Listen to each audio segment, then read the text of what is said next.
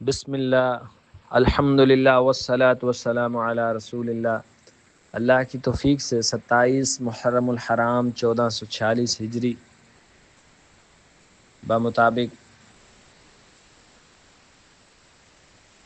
23 جولائی 2025 دوسری کلاس میں سورۃ الفاتحہ کے متعلق نبی صلی اللہ علیہ وسلم نے فرمایا کہ اللہ رب العزت فرماتے ہیں کہ میں نے نماز کو اپنے اور بندے کے درمیان تقسیم کر رکھا ہے نصف حصوں میں، اور میرے بندے کے لیے وہ ہے جو اس نے اللہ سے سوال کیا۔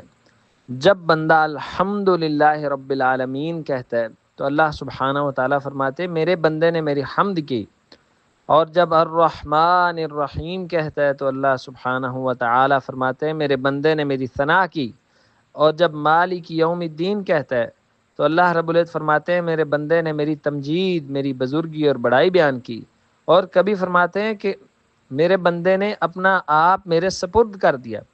پھر جب بندہ ایاک نعبد و ایاک نستعین کہتا ہے تو اللہ سبحانہ و تعالیٰ فرماتے ہیں یہ میرے اور میرے بندے کے درمیان ہے، اور میرے بندے کے لیے وہ ہے جو اس نے مجھ سے سوال کیا۔ پھر انسان سوال کرتا ہے اہدنا الصراط المستقیم صراط الذین انعمت علیہم۔ تو یہ سورۃ الفاتحہ کہ عظیم الشان فضائل میں سے ہے کہ انسان جب سورۃ الفاتحہ پڑھ رہا ہوتا ہے تو اللہ سبحانہ و تعالیٰ اس کا آسمان پہ جواب دے رہے ہوتے ہیں۔ الحمد، تمام تعریفات۔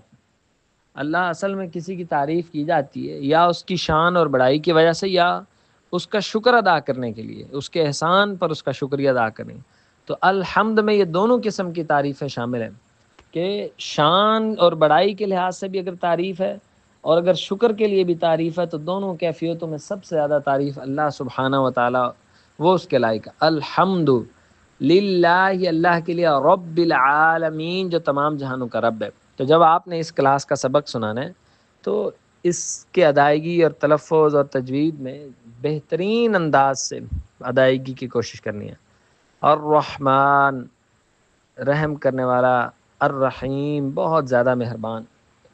الرحمن یہ اللہ سبحانہ و تعالیٰ کی صفت ہے اور ذاتی صفت ہے رحمان، اور رحیم اللہ سبحانہ و تعالیٰ کی وہ رحمت ہے جو اللہ تعالیٰ بندوں کو جس رحمت سے نوازتا ہے، اور یہ رحمت اللہ تعالیٰ نے بندوں کے درمیان بھی شفقت اور رحمت ہوتی ہے۔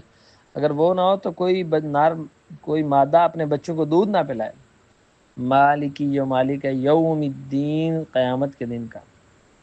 ایاک نعبد، اس کا انداز بہت اچھا ہے، یا اللہ خاص تیری ہی ہم عبادت کرتے ہیں، ہماری زندگی کا مقصد اللہ کی عبادت ہے، ہم خاص تیری ہی عبادت کرتے ہیں۔